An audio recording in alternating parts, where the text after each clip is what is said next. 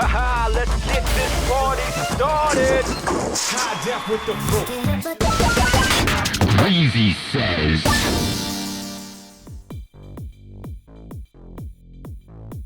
Yeah. What it is, everybody? Welcome back to Greasy Says. On Greasy Says, we look at what it's like to be a game developer from a brown perspective, from a quote-unquote minority's perspective. My name is Greasy, aka M-Cue, and I've been in the gaming industry for 15 years, and I've experienced all kinds of angles of the gaming industry. I'm gonna dig into this. I got no loyalty to no corp, no fucks are given. I'm just here to make fun of the industry of fun. If you're back, thank you for coming back. If it's your first time, welcome. Real quick before we kick it off, where you can find me on all the social media whatnots. Greasy Says on TikTok, Instagram, and Facebook. That's GreasySays. And check out my music on Spotify, Bandcamp, and Soundcloud under the name M-Cue, M-Cue. And if you got any questions for me, or if you want to just react to some of the shit you hear and you got feedback, whatever, reach out to me on any of them social media platforms. Aight, let's kick it off. Yeah, let's. Today's key is... Remember, if you got a key you want me to do this show in, hit me up on social. All right.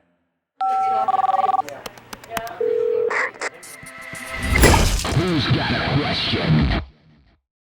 So, Greasy, how you feel about working from home? Working from home. If you're in games, you know about working from home. Maybe it's something you absolutely love. Maybe it's something you hate because you secretly hate your family and can't wait to get away from them every day. Maybe you like wasting a couple hours every day getting to work, crammed into whatever mode of transportation you use to get to work every day. Maybe you like spending your hard-earned money on overpriced salads and group lunches. I'll admit, I do enjoy a Thursday lunch beer. I fucking love working from home. I don't have to deal with commuting. I don't have to sit in an office looking busy when I'm really just killing time until that next meeting, or until I get that email response from some other fucker who's watching mini cake YouTube tutorials instead of responding to my email. I love not having to smell a small meeting room after an hour-long 10-person meeting, which is now filled with the stench of 1,000 stifled farts, burger grease, and undercarriages. I love not getting sick because Becky decided to come to work even though she's sick, but didn't want to stay home with her annoying boyfriend who she should have dumped 4 months ago, but didn't have the labia to. You ain't got the labia to dump his ass. Working from home in games is a no-brainer. There's literally no task, no job in games that requires you to be in an office. Name one. I'll wait. The development arm can be completely remote. That's art, design, audio, code, QA, etc. The business development side, they are literally just taking up space in big offices, answering emails and making calls. So why the fuck do you need to be in an office to do that? IT? Shit. IT probably loves working from home because you can control the wave of shit coming your way. How do I use email? How do I install Photoshop? How do I get Clippy back? I miss him. At least they can avoid those conversations in person. Operations? They could easily organize and support a huge office of nerds remotely, with the right restructuring of what their job means. Instead of sitting at a desk waiting for some single executive to saunter by with some mundane task like moving a bunch of meetings around so they can go spoon with a caramel latte, they could be doing cool things to improve studio culture for the whole studio. Working from home is amazing. You don't have as many distractions. You don't have to listen to the loudest guy in the office blather on about some dumb shit as he tries to impress everybody. You don't have to hear the clickety-clack of some fucking asshole who just had to get the Cherry MX keyboard because they're so advanced at typing. You don't have to smell bulgogi. It's delicious, bulgogi, yes, but why does it have to smell like that? Unless unless your home life sucks, work from home is a less stressful, more productive, and healthier way to work.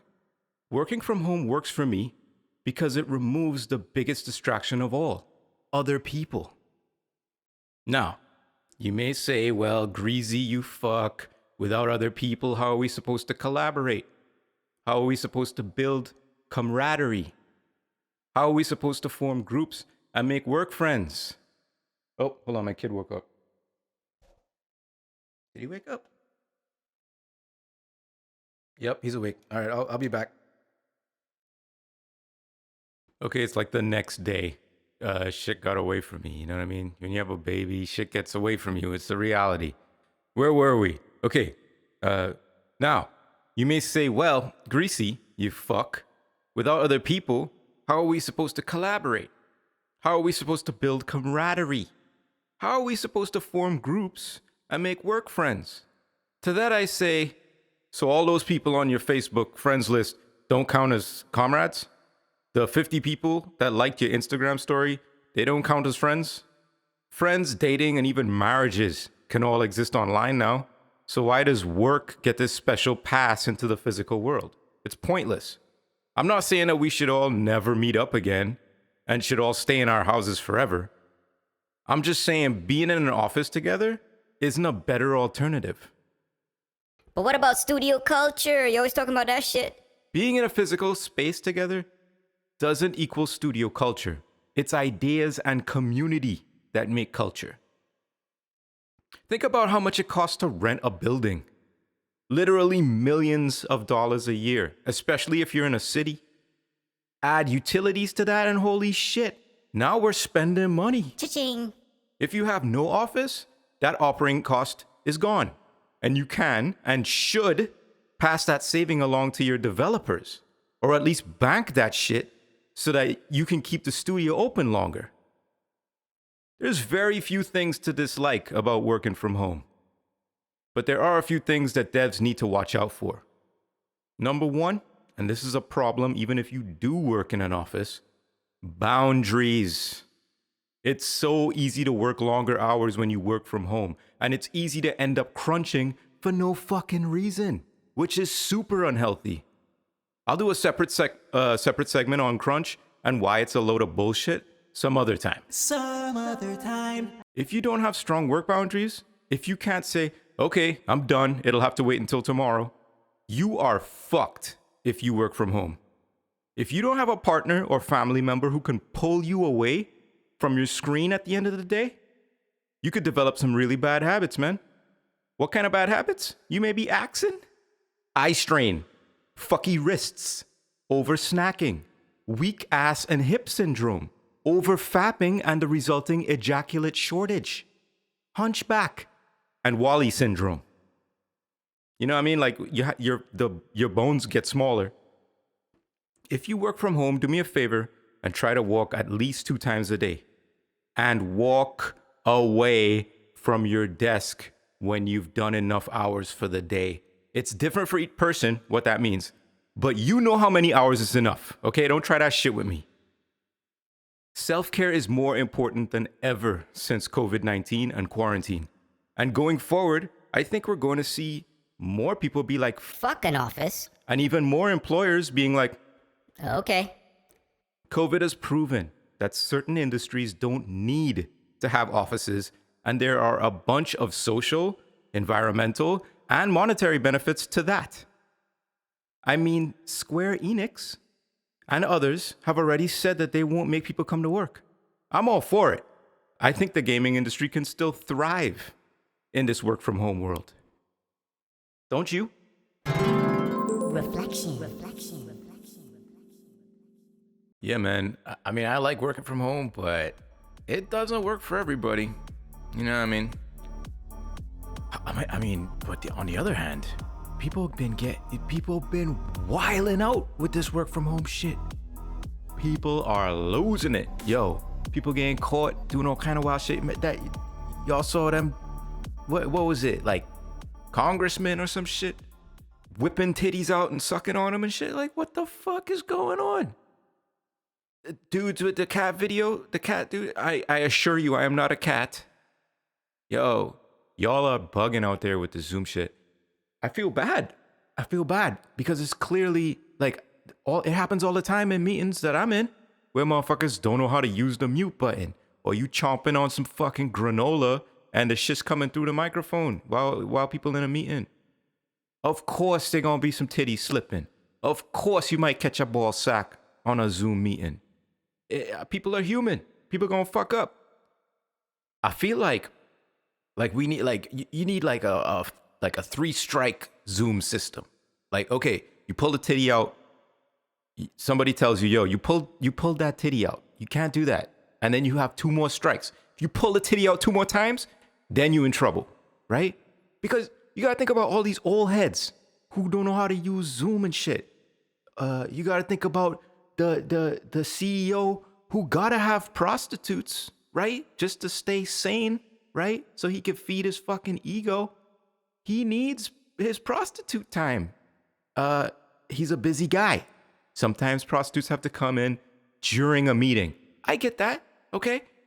But come on, bro. You gotta know how to use your camera. At least even if you want to do it like fucking old school, you want to be archaic with it, just put a fucking piece of tape over your camera. You know, paranoid heads been doing that shit for years, so just do that. Then you could suck on some titties in a meeting. I'm just saying, 3-strike rule. Help people out, okay? I personally have not been caught doing some wild shit, but it could happen to me. I ain't telling you I pulling no titties out, but I might blaze or something. Who knows? Maybe I want to blaze in the middle of a meeting because the meeting boring as fuck. And I'm going to fall asleep anyway, so I might as well entertain myself. But yo, remember, you got to be quick. You got to be quick. Oh, and public service announcement. Spacebar on fucking Zoom unmutes you. A lot of people don't know that. So when you fiddling around, you typing and tippity-tapping in the meeting, looking like you're paying attention, but you're really doing some shit on the side, I could see the light changing from the monitor in front of you, fuckhead.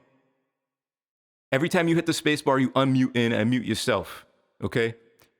People, we have to understand window focus at this point. What the fuck is going on? If the window's in focus, that's the program that's active. So you pumping on the fucking space bar is gonna sound like, you know what I mean? While you crunching. What the fuck? But yeah, I'm serious about that, you know, about taking care of yourself if you work from home. This shit it could be bad, man. This shit could be really bad for you. You know what I mean? You know what I worry about? I worry about people who are like depressed. You know what I mean? And are stuck at home. And don't have like enough distractions. You know, they can't go out, they can't mix with people. So they just wallowing in their own fucking depression filth. That bums me out. Because a lot of people need that human contact to pull themselves out of their own funk. And if you can't do that, man, you're going to be a depressed ass motherfucker, man. You know, I'm a loner. I don't give a fuck. I could not see people for decades. That's not true. I do miss hanging out with certain people. I do miss going down to the little brewery or whatever and mixing it up and talking shit with people. I miss going to fucking judo. Miss the fuck out of that. Wish I could do that. But yeah, I mean, like, it doesn't affect me like if I had like depression or I needed people. Like if I'm not an extrovert. But the extroverts out there, they're fucked. Zoom is not gonna fill you up the same way that sitting down and hanging out with somebody will fill you up. So I feel bad for y'all, man.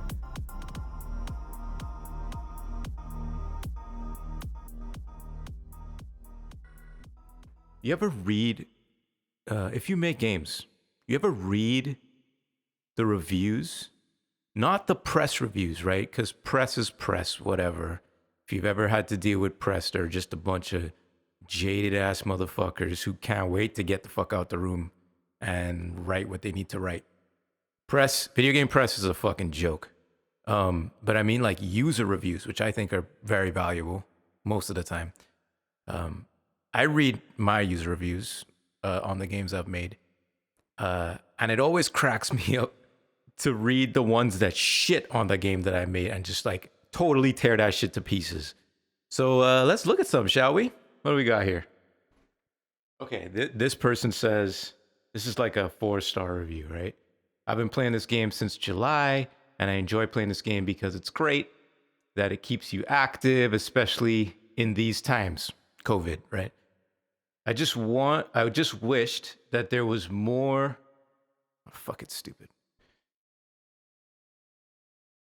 Gotta move my monitor. I just wished that there were more songs added to this game to keep it alive, and I think it would attract more players to the game. Also, if they gave this game a refresh too, maybe add more objectives in single player, multiplayer. Other than that, this is a great game to show off what VR games can be, especially genre of dance games. Super cool review.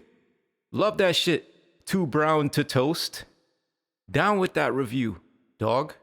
I agree. I would have loved to have made more content for that game. Actually, we had a ton of content in the pipe that got cut. Little fucking backstory shit right there. But, you know, that's a good review. They wish they could get more stuff. They wish they had more modes. So, you know, it's a good game, but that's cool. Let's read some other ones. All right.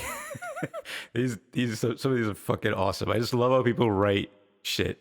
Anyway, menu and navigation awful. Multiplayer terrible. And available only between different Oculus account. You want to do a good game and a good multiplayer experience? Go check game like Rec Room or Fortnite and learn, because you're far from that and it is not free. Thank you, Patrice VR. I guess I'll go check out Rec Room and Fortnite and learn how to make a good game. Thanks for that. Thank you. How about this one?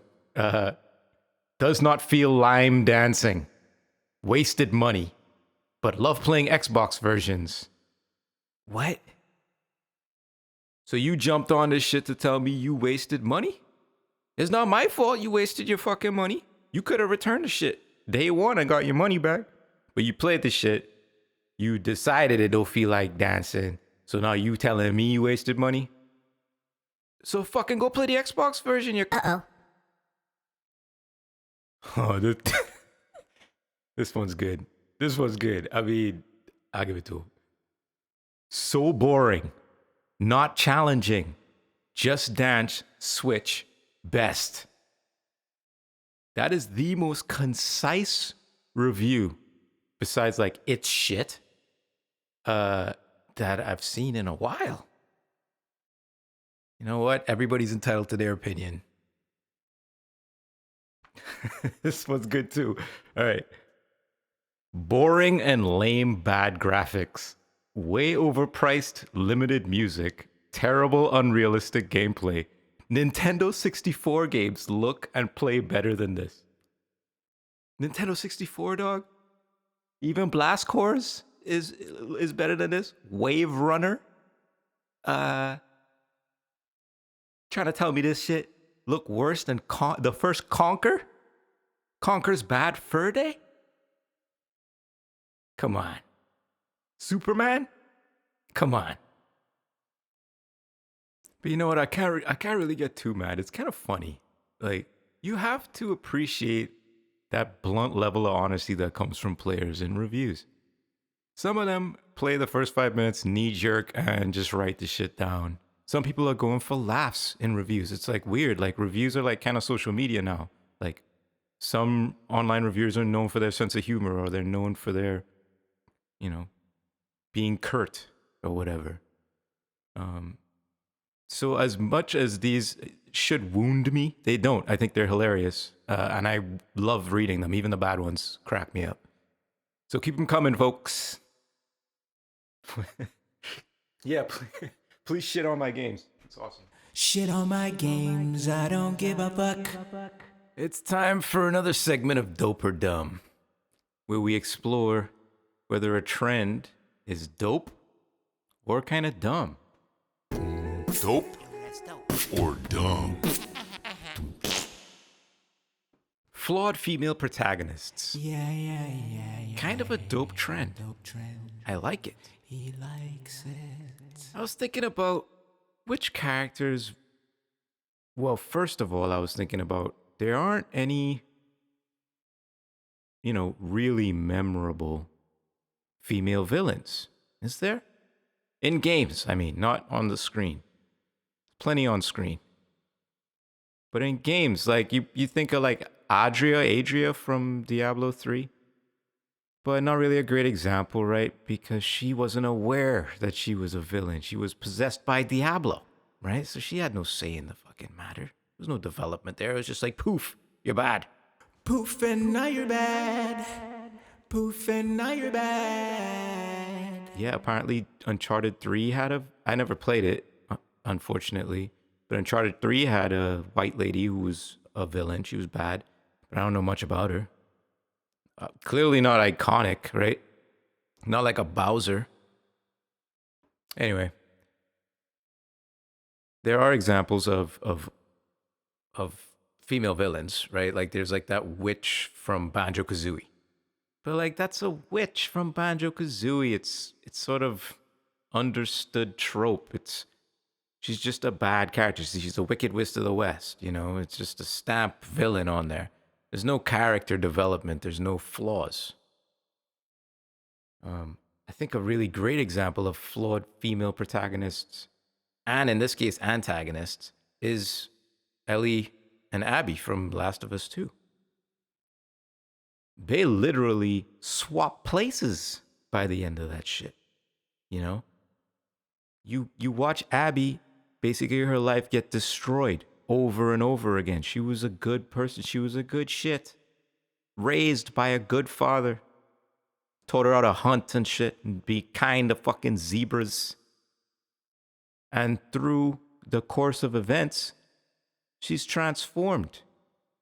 She's so flawed. She's so drained and pulled down that she becomes a villain. And by the end, shit. I don't know if you haven't played Last of Us 2, run out and play that shit right now. Some of the best character writing ever. And a bunch of people hated on that. Hated on Abby for being this big muscular character, like woman character that you have to play as. All right, from a gamer's perspective, I get it. They pulled a fucking Metal Gear 2 on you. You thought you was going to be playing a Solid Snake? Here comes fucking Raiden or whatever the fuck. With his white hair and shit. What the fuck? I get that. But once you play it, there is no question that Abby is an incredible character and a really good substitute for Ellie. You know Ellie's story, right? But you get to watch Ellie become this fucking monster. And you get to watch Abby, who you hate by the beginning of the game, become pathetic. You feel so bad. I couldn't even press those buttons at the end. I couldn't. I would pause and be like, I don't want to do this. Flawed female characters. I want to see more of them. A really good example of a flawed female protagonist is Bean, Princess Tiabini from Disenchanted. Love that character. She's great. She's funny. She's a good protagonist. You root for her, but she's so flawed. She's a drunk. She's quote unquote promiscuous. She's a liar. She will do anything to get out of a situation and get out of responsibility. She's lazy. Super flawed character, but you can't help but root for her. I like seeing that level of depth in female characters that you're going to make me play as. Just like I'll show a lot of female gamers out there want a male character to play as, because I'm sure there are female players out there that just don't hate all male characters blanket, right? Just like, yeah, I mostly play as guys in games if I have a character creator, but I don't mind playing as a woman. We need more characters that make dudes want to play as women, understand a woman's perspective a little bit more, and relate. Then you don't have all these fucking dumbass 17-year-olds out here saying what they say and doing what they do online, because they get a weird, twisted view on women. Kind of a developer's responsibilities, don't you think?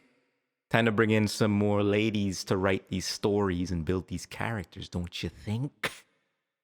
It's happening. It's happening. Don't lose hope. It's happening. Don't worry. But yeah, flawed female protagonists. Really dope trend.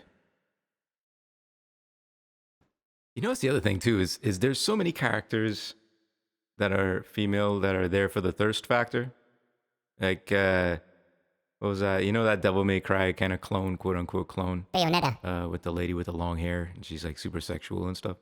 Like there's a lot of thirsty ass characters. Like look at any Japanese game, there's a bunch of thirsty ass titties twice the size of their whole body, just flopping around. Titty physics, all that shit. But you know, how many female gamers play for thirstiness with male characters? If you're straight, I guess, or if you're into dudes, if you like dudes, if you think dudes are sexy. I mean, call it out. You play. Who are your thirstiest male characters? Who do you thirst after? I know a couple people who really like that dude from Assassin's Creed 2. What was his name? Renzo or some shit? What was his name? It's not Renzo, it's Ezio. Ezio. I know some people who are thirsty as fuck for Ezio. I would assume people are thirsty for Nathan Drake. I don't see it, but I kind of see it. But yeah, if you're a lady and you're listening to this, which character are you thirsty for, huh? Let me know. Geralt? Nah. Come on, not him. Or even better, if you're gay and there are characters that you like, that you're thirsty for, who are those? From wherever? Who's tickling your pickle? Who's fluffing your muff? Huh? Come on. Actually, that makes me remember people who have recently fluffed my muff and made me feel fantastic. I want to give a special shout out to the quote-unquote focus group that I tested this show with. They were super helpful. They gave me great feedback. They gave me counsel. They asked me a lot of good questions. I really appreciate y'all. Y'all knew who you are. I would shout out your names on this, but I don't want to like blow up anybody's spot really. So thank you to the focus group. You know who you are. All right. And I even got some questions coming from someone in the group who was extra helpful. So I love you. No, seriously. Thank you. All right. Let's wrap this thing up. And what better way to wrap it up than with a meditation?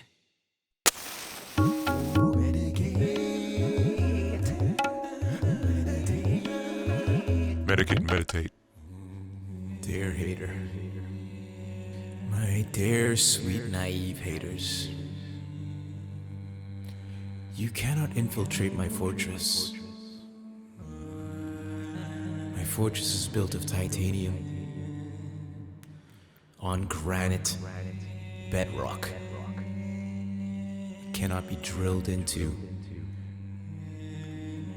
It cannot be subterraneously entered. A moat 50 meters deep, filled to the brim with battletoads, surrounds my fortress. My guards have 360-degree cones of vision and can hear footsteps, haters, even when you're holding crouch. All ventilation shafts have been sealed, haters. Glued, screwed, and foam sealed. You will not be shimmying through any ventilation shafts on my watch, haters. Now you see how fruitless your endeavors are. You will never penetrate my fortress. The skies above my fortress teem with flying Koopas. What will you do now, haters? Accept despair.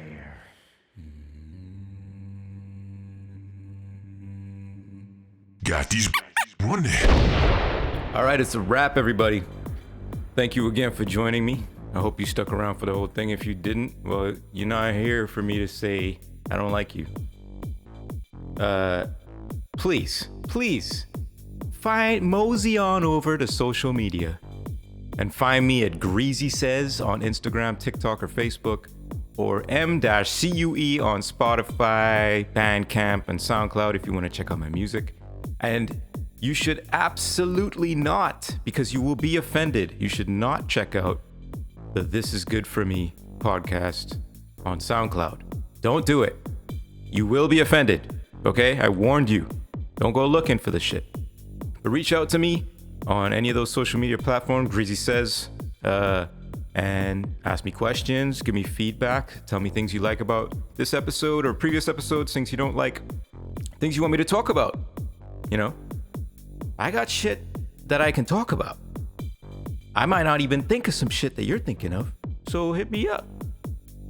My ears are open. I want your feedback. I need feedback.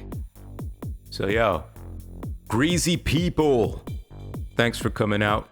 Like, subscribe, comment, give me feedback, tell me to go f myself. And until next time, it's me, Greasy, checking out with the room key. Layers.